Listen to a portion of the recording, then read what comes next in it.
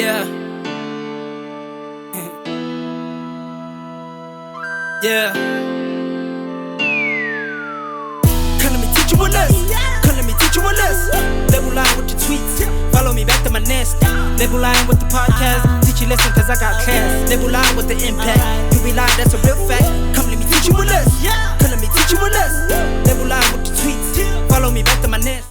Welcome to the Label Lion podcast, the biggest marketing and entrepreneurship podcast on the African continent.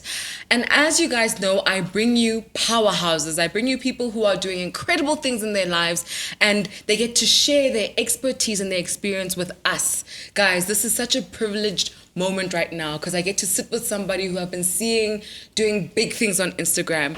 And I think what I like the most about her is she's also got the personality to match. You know, she's kind, she's funny, she's got an opinion, she's intelligent, and I can't wait for you guys to meet an influencer who I think breaks the mold and creates a new narrative to what we think influencer marketing is. Thando, hey, how are you? Now I'm like, what's going on? I'm good, how are you? I'm good. As you know, on the podcast, we always ask our guests to introduce themselves. So who is Thandolwethu? I mean, I listen to the podcast, so I know this part. But Yes. I'm like, I don't want to get into it a lot. I'm just like, check out the work. But in the forefront, Thandolwethu is a vessel of love and peace because that's where the purpose element is. And then comes the businesswoman, comes the content creator, all-around daughter. Because for me, every role I play is just as significant as what I present in the forefront. Daughter, friend, partner in crime, and just all-round awesomeness. All-round awesomeness. I Yeah. love that. You said you're an influencer, a content creator, and a businesswoman. I did mention the influencer part. You didn't mention for a it. reason. Why? I'll give it to Why? you. Tell us because why. Influencing is like umuntu ngathi uyi-influence. For me, I'm Yeah. a content creator, and whether you're influenced by that is then on your side. Do you think that there's a negative connotation with the word influencer? There is, because no Mawami is an influencer. Sorry, I thought we were in Vernac. I'm a Yeah. silly girl. No, it's so, cool. Like, everyone's an influencer in their own right, in their own spaces, right? So I don't want to push that in the forefront. You're naturally an influencer, I would say, in whatever niche you're in or whatever you're... It's not a new thing. It's not just now because it's Instagram, you know. But essentially, I'm a content creator on the platforms that I'm on. So what is a content creator? Content creator means I wake up every day. My job is to wake up, go according to briefs. If there's a specific brief, obviously that's the first priority. And then there's also me just creating content. I'm a fashion inclined primarily. So I create fashion content, looks, keeping up with trends. It's not just the work I put out in the forefront, but it's also the behind the scenes of trend forecasting, listening to what's going on around the world so that you can stay ahead of the curve in the South African market, because that's my niche. Yeah. I mean, I think you do it really, really well. And I think that's you. an understatement because you've got big names following you and they comment on your pictures and they're boosting you every time. They say you're beautiful. They love your work. And I think that speaks to the quality of your content. Sure. How did you make your platform what it is? I've been doing this since, like, I think for me, because I'm from Durban, the first time I saw people really doing this was like Osiralang or Kefi, and we were still wondering because Instagram I joined in 2013. So it was really me just living my life, and then obviously progressed to me starting a swimwear boutique with my friends, celebrities wearing that as well. And it just progressed to like people having more of an interest in my fashion sense, being on Ikakasi FM, which is a radio station in KZN as well, across South Africa really, and just sharing my fashion opinions, giving advice, and it grew from then. And you've made it into this Campaigns now. Into campaigns. Yeah. I think a lot of people think you just have to be pretty, dress nicely, take pictures. Because pretty is subjective, so you can't Yes. just be pretty. Like, there's no one standard of pretty, and it's evolving every day. So that is not enough. You actually need to put in the work. You need to know what you're talking about. You need to be passionate, which is another thing now. I see quick money influencing and content creating. You really need to love what you're doing. Okay, I think, you know, you touch on an industry that is misunderstood. because there are pretty girls who dress up and Sure. they take pictures, right? And you can't tell the difference between that and somebody who is an actual fashion content creator Sure. who approaches brands.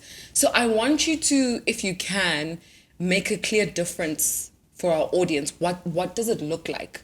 Can you tell if there's a girl who's just taking photos and, oh, I'm so pretty, versus, oh, this is a fashion person? Yeah, you can tell because it's also very like you can see it's okay. Low hamba ngama trends, and it's not like you're ahead of the curve. You know, what's happening in America, what's happening in London. Do you even know who's just dropped what? Today's Kanye West, for example, as you can see, wearing the ganda hyper warmers, staying on trend and knowing what's going on. That's how you know what. Does anyone know why what's happening with Kanye West today? You know, is he dropping, and how does that come in with fashion? How does that tie in? Yeah. So you can pick it up so easily, and I think there's a niche of people who are truly in love with fashion, and not just the glamorous side of fashion, not just like the Paris Fashion Week, but also street style, because that's day to day. I did get quite a few people on some. I don't know if you noticed a bit of a switch up in terms of like what I'm wearing, because of course this is an interview, so I'm gonna look pretty and peppy, and you know, but day to day I also need to show that I can't just be this girl, this one Thandolwethu on Instagram every day. So showing those elements and being able to curate it in such a way that it's consumable also shows you, Guti, I know what I'm on, and like I'm quite informed about what's happening around the world. For girls who adore you and want to be just like you, and they want to monetize influencing, how do they do that? How do you start to work with brands? They just approach you? Is there a formula to it? How First does of it all, work? your why. Like, please be very clear on your why, because it's such a process.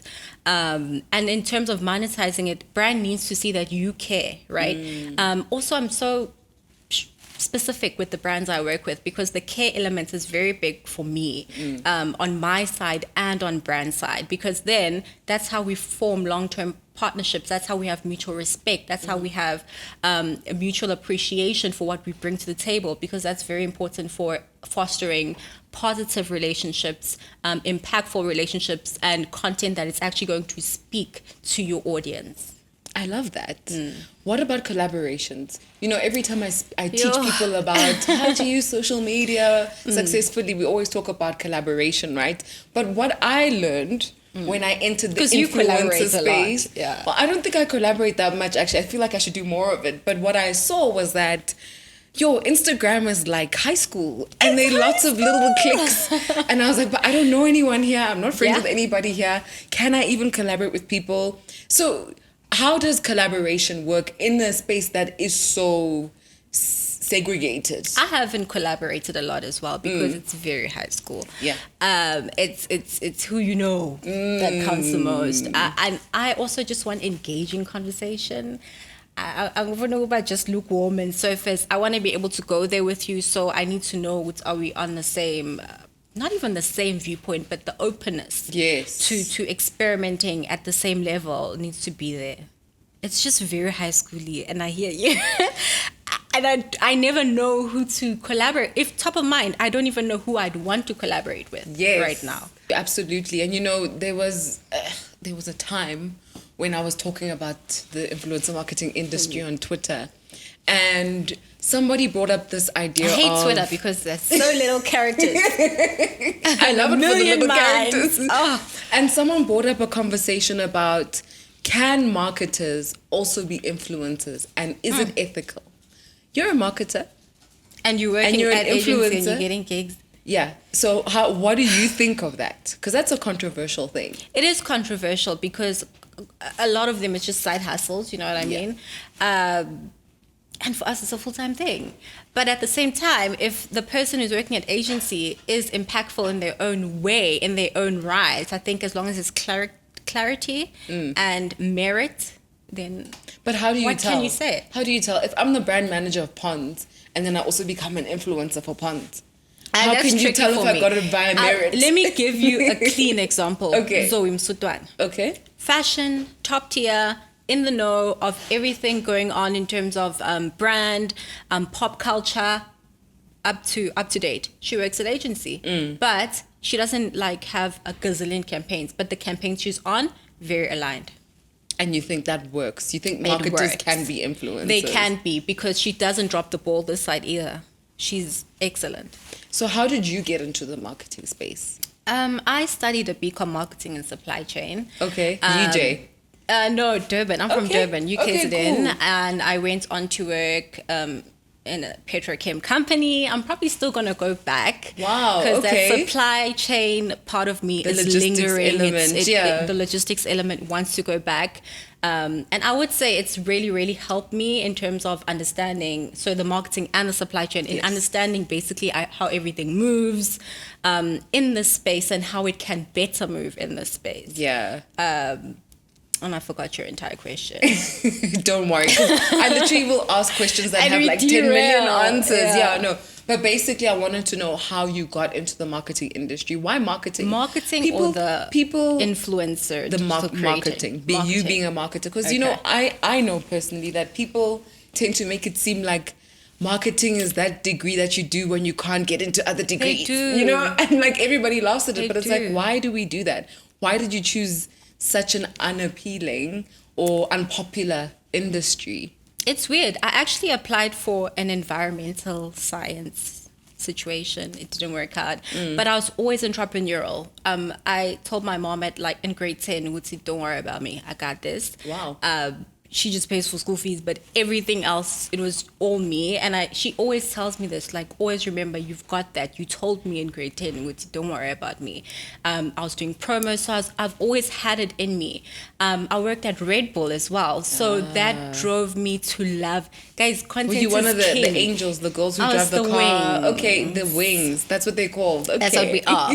But we really, really are on the field. For me, doing Red Bull and my degree at the same time fueled the passion so much more because I got to understand it at different levels. Red Bull really takes care of like brand, like strategy.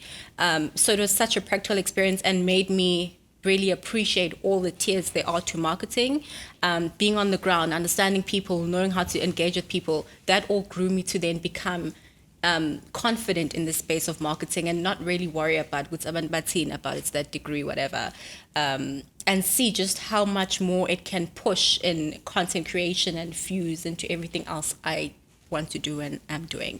I love that. And I Yeah. agree with you, actually, because I also have done a bit of work with Red Bull. I did it in varsity, I did it after. And there is that sense of having a strong brand culture and just So understanding where the organization is going. Yeah. This is not an advert for Red Sorry, Bull, guys. guys. But we're pointing it out that there Yeah, are some they're the brands who are best. doing amazing work. And there's nothing wrong as marketers if we highlight that and celebrate that, you know. Sure. So I think that's interesting that Yeah. we both had similar experiences with that brand.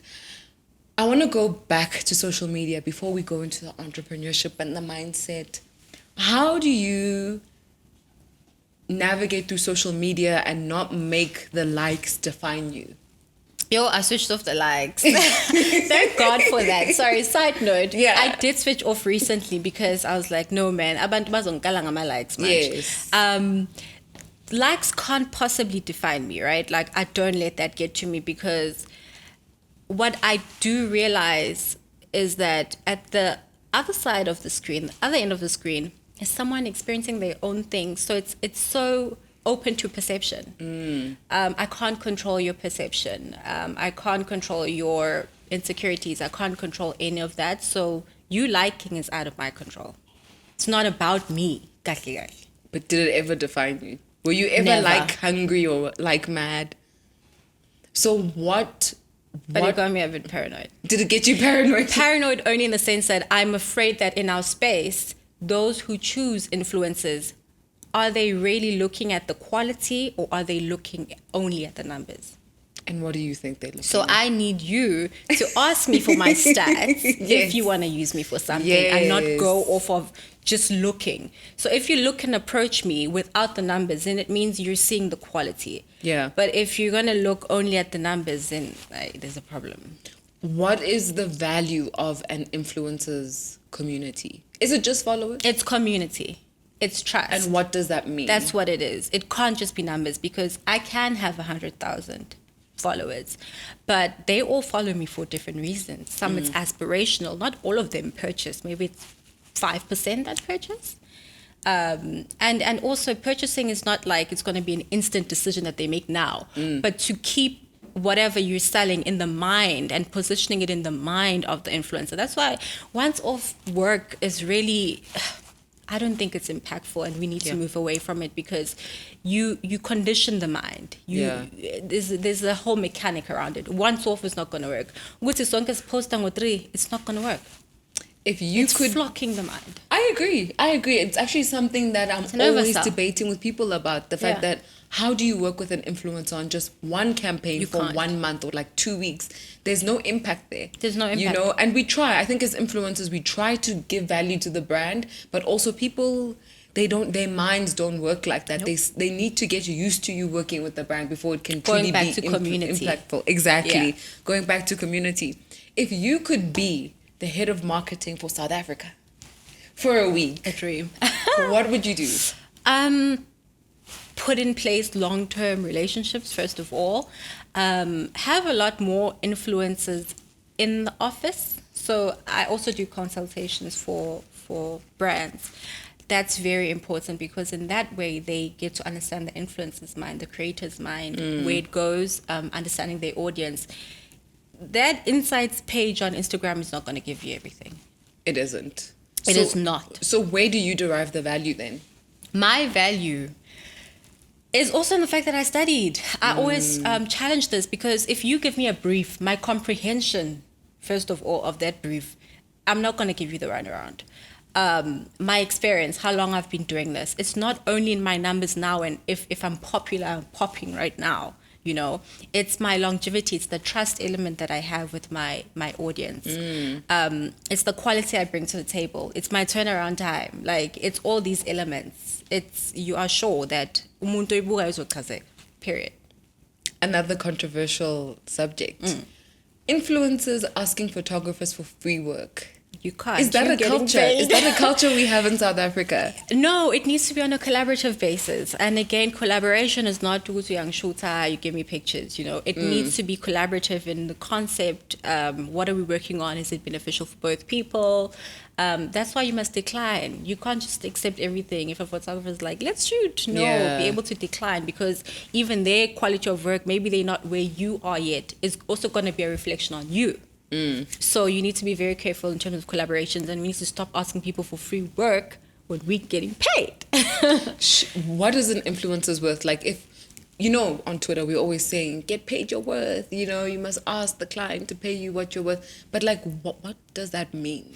Okay, that one confuses me, because let me ask you. Yes. Some people, I would say, are influential. Some people are popular. Yes. Like all through high school, and you're just popular. People are just keeping up with your life. Yeah. So how do we separate the value in those two? You know, I think from my perspective, it's about having certain criteria in place that a person has to meet in order to be an influencer. Because like you said, the value isn't just derived in an unregulated industry. In an unregulated industry, so we need regulation, a little bit of regulation, not too much, because then it won't be the way it's supposed to be. It cripples it. But I think just having a bit of regulation and having criteria, like, why are you popular? You know, I've worked with a lot of brands and clients where we had to source influencers, and a lot of the time we've had to teach our clients, this person's just popular, they're not going to sell your product. This person's just got numbers, but they're not going to bring the results that you're looking for. So I think for me, it's about having regulation, criteria in place, and also I think that you can tell the difference between a content creator and somebody who's just trying their luck in the kind of content that they produce. It's very intentional. I think more influencers have pages that look like magazines. It doesn't have to be a glossy magazine, but the idea is that there's a story. When you're looking at that page, there's something being created there. It's not just, oh, today I was at the Radisson, tomorrow I'm wherever, you know. So from my perspective, I think getting paid your worth as an influencer has to start with defining that you are an influencer, and then with people acknowledging that it's a legitimate career. You know, because if it isn't, then we can just pick anybody. Anyone. You know. Which is what's happening right now. Which is what's happening right now. Anybody. As long as you have the numbers, you got the job. Exactly. Weird. Why don't you like Twitter? Because the energy, first of all, What's wrong with the energy? it's off. Second, but it's the best information source. Like through everything that's been happening, you get it quickly. It's efficient. Yeah. But there's also the element of fake news, right? Yeah. So you need to use your own discretion. And then it's so limited in character. Like I can't fully express myself. It's so open to interpretation. I had one of your tweets recently, about just play your part, and someone broke it down to me and was like, but what does play your part look like? Yes. Like it looks like different things for different people. So it's just so open to interpretation that it can be misconstrued. So I'm just like, I don't know about Twitter. But don't you think Instagram is the same? I mean, we see But girls... that's a visual. It's a visual. So what's the difference? Because at the end of the day, it's still open to interpretation. It is. I can look at you standing next to a car that's not yours. Happens And I all can the time. assume that it's your car. True. And I assume that you're rich. But then So that's what's you the putting difference? out a narrative that you want to put out. Twitter is like, you can put out exactly what you're saying, but someone can still, Misinterpret it. yeah.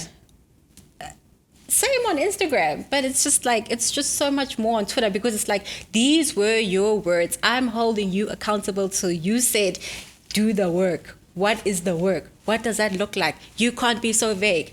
But it's like, I only have so many characters. I'm going to be vague. I understand.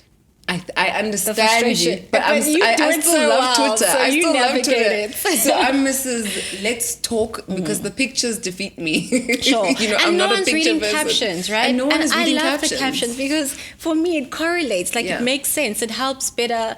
That's why I'm loving Reels because you can speak and you can do voiceovers. So I opt for voiceovers sometimes because tone for me is everything. And I feel like Twitter doesn't have tone. There's no tone to it.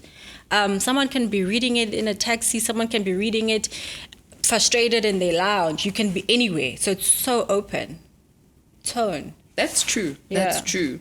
Where do you think the content creation landscape is going in South Africa? It needs to go to a better place. That's what I do know. It needs to we go to a need better to be place. honest. We Yeah. need to be honest. We cannot tiptoe. There's been what are those on Twitter? I've been listening to 2 a.m. Creators spaces. corners and spaces Yeah. like that. And I do feel like people tiptoe because we kind of feel like we do need to tiptoe because you don't want to, because it's humans. We're dealing with humans, right? Ego as well in place. You don't want to step on the wrong toes. But it's just like if we all had our intentions set straight, we could all work towards a common goal. As you say, we need some sort of regulation. Contracts I've been receiving of late are crazy. Yeah. Like how can you say to a content creator that you need to like in terms of ownership, we need to own our own stuff. Like don't even put it out there. And when you challenge a contract, for example, they do change it. So you see there's a chancing element in there, because they know that people don't read their contracts or Yes. are not as informed about what this word means, and I'm just going to sign because I want to look like I know what's going on. You're touching on something very deep there. It's a lot. When I read one of my contracts, I've spent a month just going back and forth because I'm at a position, which again is privilege of, even if I lose this, it's fine. Yes. But I know at least if I speak up, the next person, they might experience a different contract. Do you think, I work with influencers a lot and you're right, they don't read their contracts. Do you think that people are getting into the space with this idea that I do need to do the yucky work, like looking through contracts, like having a rate card and a media kit? Do you think people take it seriously or they feel like if I have enough likes, if I am popular enough, I don't need to do those things? It's subjected to the person, but I don't think you need to do the yucky work. Really? If your numbers are up there, why do you need to do the yucky work? Example, it's because I do have people as examples. In mind. Lungile Tabete, working with Mr. Price right now. She came in and she said, my niche is makeup. Gunning makeup. She's the first. And she's been doing it for shorter than a lot of the people who've been makeup artists. But she landed a huge gig with Mr. Price, the very first collaboration. So It's strategy. Well, I mean, she also has a famous sister. But And that's a big boost. It's a big boost, same. yes. Without Boiti endorsing her, she wouldn't be as popular. honest truth. So can we compare people who have famous affiliations and associations with people who are building from the ground up? Okay, I hear that. You get what I'm trying to I say? hear Because that part. it's easy to look like a But superstar also her when you have that kind of Her support. content, it had strategy, it had focus. But that element does help. I will Yeah. not lie, because you step into a room and you undertake Yeah. sister. I mean, Yes. hello. I mean, I But think the work speaks for itself. really that's a very 100%. interesting example, because Yeah. I would disagree with that completely. You know, I think her content is good, but there are lots of people with good content. Sure. And as a strategist, I don't see a lot of strategy in most people's pages. And I I hardly think have strategy sometimes. To be very honest with you. you know, and I think a lot of people are big by association. So even if you don't have a famous friend, you have an influential friend. You have Right. a friend who has 100,000 followers, We see and that so a lot. she'll repost you until you know what I mean. And so then we'll say, oh, this person's an influencer. No, they have a friend Yo. who reposted their mediocre content for a very long time. So how do and we then they started to win. how do we gauge that then? We don't. Because, I mean, in every single industry, there are parts that are unfair. All of us have different advantages, right? Your so you mother have to could play be into that someone, advantage. CEO, who just has to play with it, yeah. Exactly. I mean, even for me, I don't need the associations to get paid in the marketing industry as an influencer in the B2B space, you know? Nobody has to endorse me for that to happen. So I'm not trying to be like anyone else, and I think that helps, you know, Sure. in you understanding that to secure my bag, I don't need 1 million followers. I can secure all the you. same bags that they're securing with my followers, as long as I know what I'm doing it for. But I think if you come in without the why that you spoke about, then it's very easy to think that securing the bag is just about seen. Yeah. Okay, I'm whoever's sister, Yeah. brother, friend. Okay, party. There's a And it's focus to it. There's exactly, you know. So for me, it's just I can never look at the ones who have that the celebrity boost. boost Yeah. and say there's strategy there. I'm like, no. Sheesh. Anybody, I can put Casper next to anybody for 20 days. That person will have at least 50,000 followers by the end of that if we take pictures with that person every single day. And to back that up, that's why I hardly post my partner. Exactly. Because I want it to be all me. We didn't even know you had a partner. You see, I want it to be all me. I don't want people coming in and being like, so and so, you know? Yeah. Yeah. Do you think that you're a brand? Would you call yourself a brand? That's a tricky one for me. Hey, we're throwing around this brand word. We're throwing it around. What does it mean? What does the word brand mean to you? For me, a brand is like bonang. Like, you know, you are clear. I'm going to bonang. Like, So a recognizable name? a recognizable name, a recognizable craft. And you don't think yours is? You're gonna say it's the content creator, but I just feel like I'm not in my niche yet. Like, I'm not there. So when will you be a brand? I'm working on it. I'm working on it. I really, really am. When lockdown hit, I started talks with Thando because, again, with influencers that I felt like, we don't know you guys. We only see on Instagram. I spoke to Mbali, Abosnigiwe, and I do want to continue that just to show them more and to show other girls coming up that don't be afraid to be more. Like, you don't have to just be pretty, you know? Yeah. So once I establish more of that, an identity of myself in that, then it's no cool among my brand. Okay. Well, I'm looking forward to Yeah, seeing no. I Am Thandolwethu the brand. I think you Yeah. are one. And it's still in its infancy, but I think you've got something very potent there, and it's very valuable. And this is why I want to get into the entrepreneurship element now. Yeah. Tell us more about that. Entrepreneurship, are you using your influence to help your business? How did it all come about? So when it first came about, I was still in Durban. We were selling swimwear before swimwear got so big. And I'm like, I wish we kept it going. And at that point, I wasn't as big as I was on Instagram. That's what actually grew my following a lot, like that instant growth on Instagram. And the why was very strong. I think that's why that worked out so well. It was body positivity. It was... we would see, just because we're not big girls, it doesn't mean we don't have insecurities. You know, we all have our own insecurities and each of them are valid, but it's just like, embrace your body, embrace who you are. And that entrepreneurship journey came to a halt as I moved to Johannesburg, but also during the time I was also a content contributor on 12 to 3 p.m. slot on Ikakas FM, which also is an entrepreneurship journey because that's me as a consultant, a fashion consultant. Okay. Also worked on BT A-List as a content fashion contributor, presenting the fashion segment, the beauty segment. So there's presenting element as well there. Then I moved to Joburg and I just was like, okay, let me just focus on content creating because this is all I've got. I got to give it my all. And do you regret it? No. Do you have any regrets in life? Had that not happened, I wouldn't have been brave enough to come to Johannesburg. Really? I would have been holding on.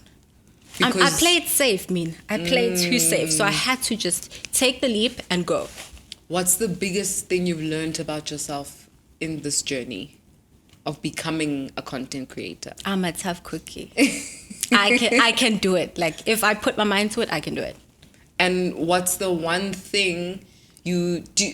Actually, let me not even ask that because I asked if you have regrets and you said, no, you don't have any. So no regrets at all? At all. At all? At all. In your young life, you've never done something you want to change? At all? I love my young life. It got me to where I am. At all. Literally at all. I've always been a sports fanatic. I've always pushed. I've always remained focused. You know, Maktua, you're so focused and like you're missing out on life. I don't feel like I missed out on anything. I'm enjoying everything so much more now because I'm doing it in my time. Like I didn't rush anything. So I'm conservative, like whatever, but like it worked out for me. It was the best formula for me to protect myself, to propel myself. No regrets. I think what you do so well on your page is that you're authentic. And a lot of the other women we're interviewing in this series are also authentic, which is why I reached out to have a conversation.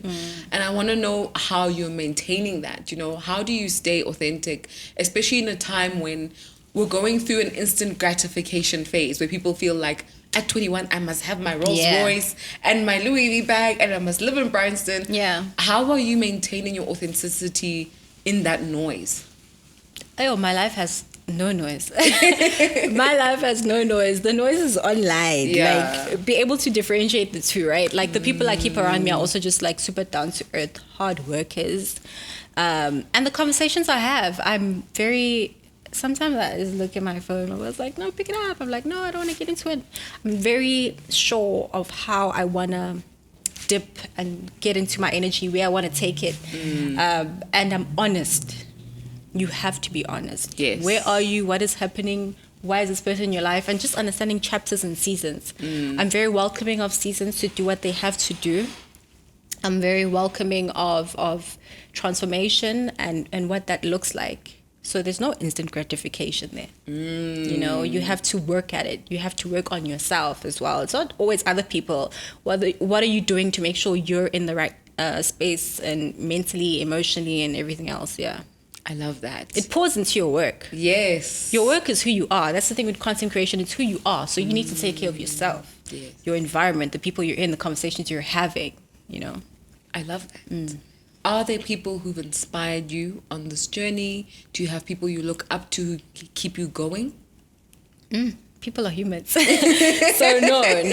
You're such a marketer. I mean, people are humans. That's so funny because that's exactly me. Is this your perspective? No.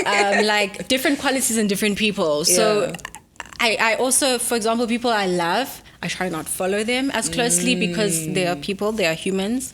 So literally just bits and pieces here and there in people's journeys are what keep me going. That's about it.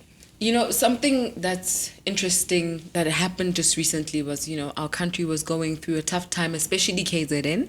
And there was a lot of controversy about, should we be posting about what's happening? Or should we just keep posting what we want to post, right? And I know that that's your hometown, you know. What's your stance on that? When it's times of crisis, should influencers be posting about that? Are they obligated to? That was a hard conversation. I cried. That was a very hard conversation. I cried because I couldn't believe just how...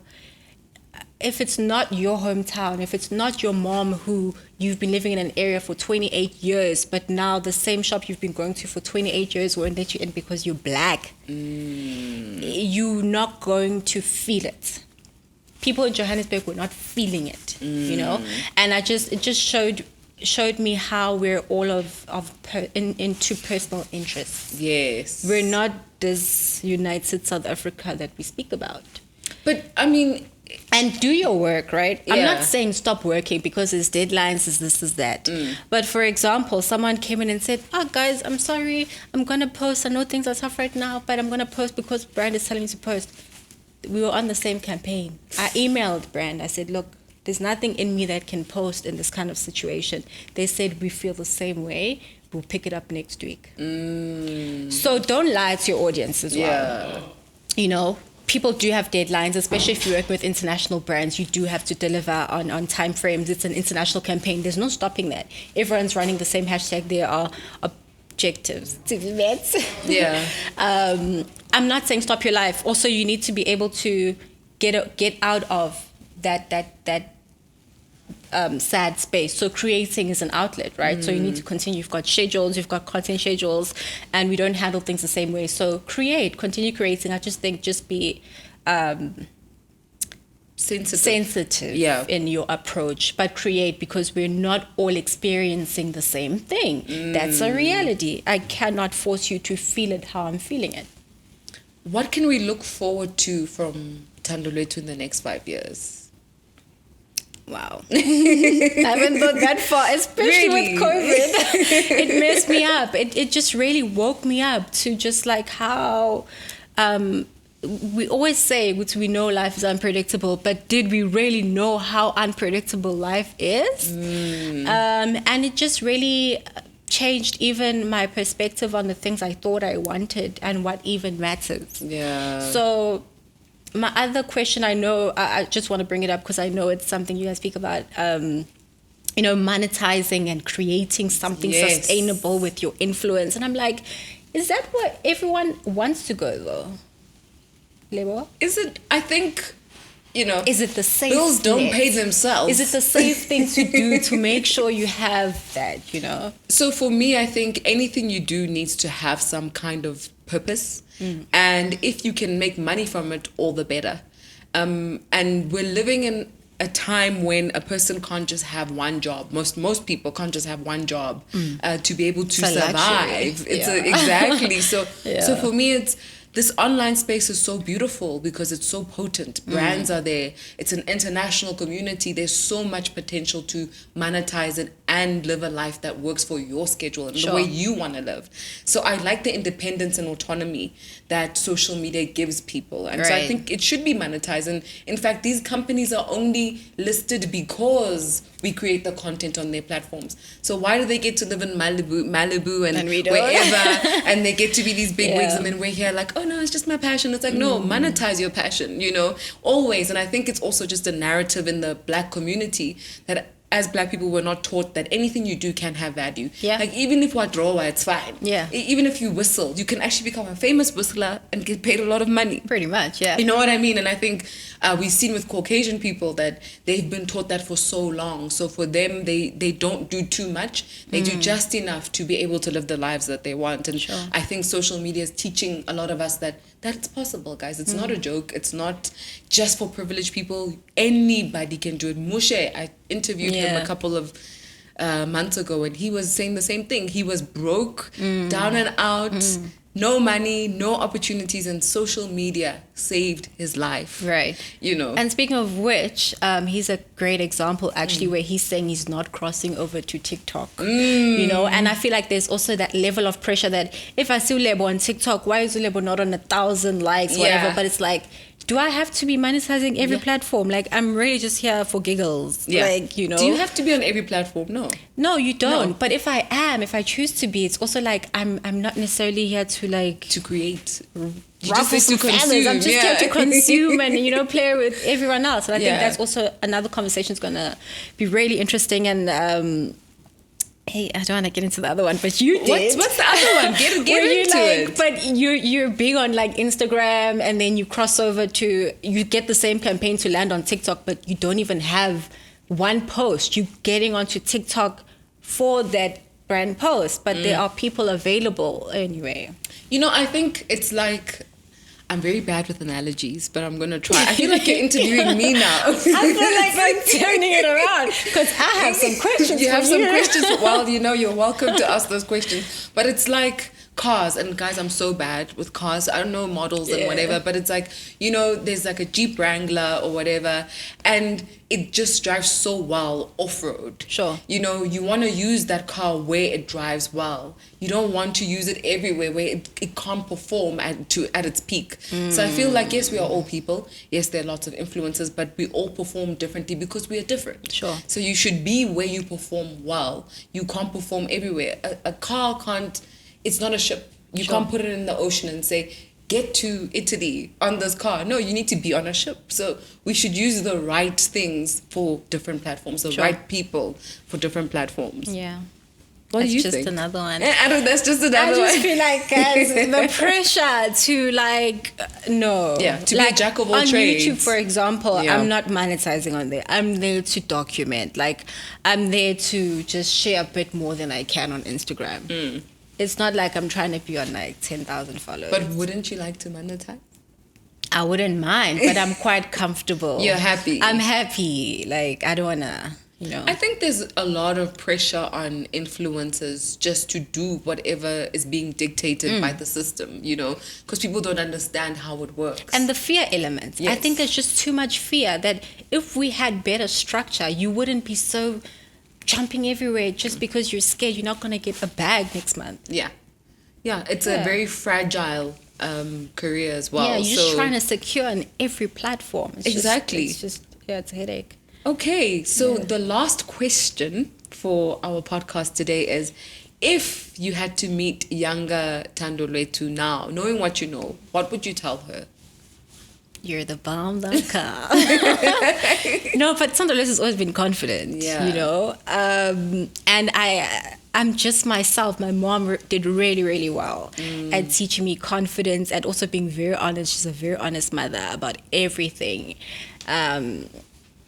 No, man, Thandolwethu, you're the bomb. You're the bomb. Keep being the bomb. Like, keep doing you.